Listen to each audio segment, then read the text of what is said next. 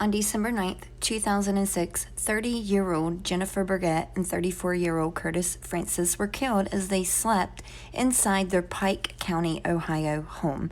They were both gunned down. This case is labeled as the Hopper Road double murder.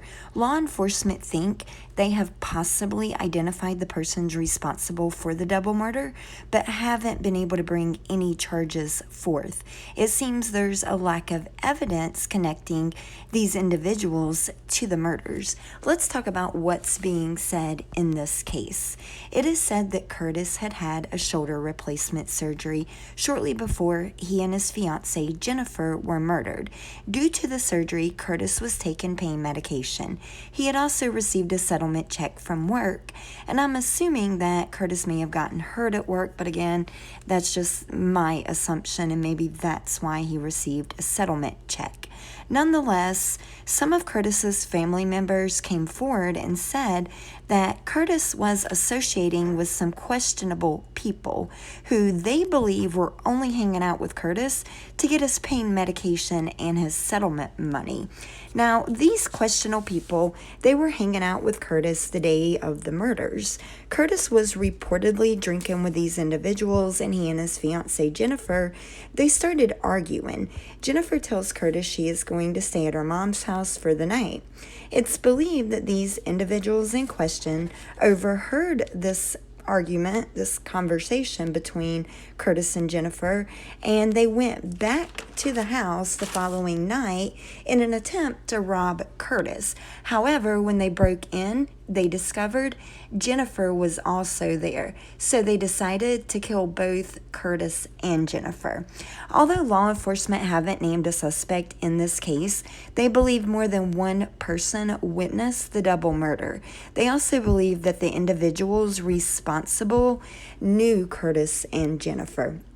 Now, Curtis's family, they have spoken out, and the family that they believe is responsible have been investigated, but there wasn't enough evidence gathered to warrant a conviction, so the case, it went cold.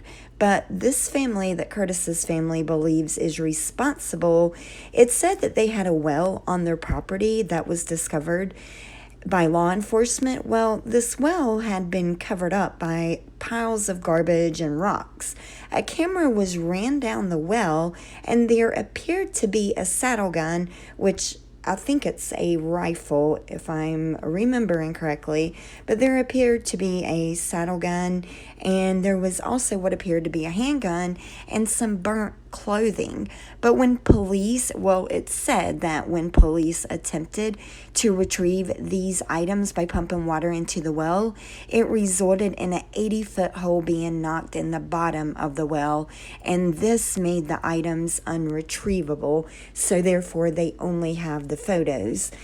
This well was later covered by a steel plate. So again, they did take photos of the items, but you can't trace photos back to a crime scene. You need DNA. You need actual hard evidence, to even see, hey, is this the gun that actually that someone shot and killed Curtis and Jennifer?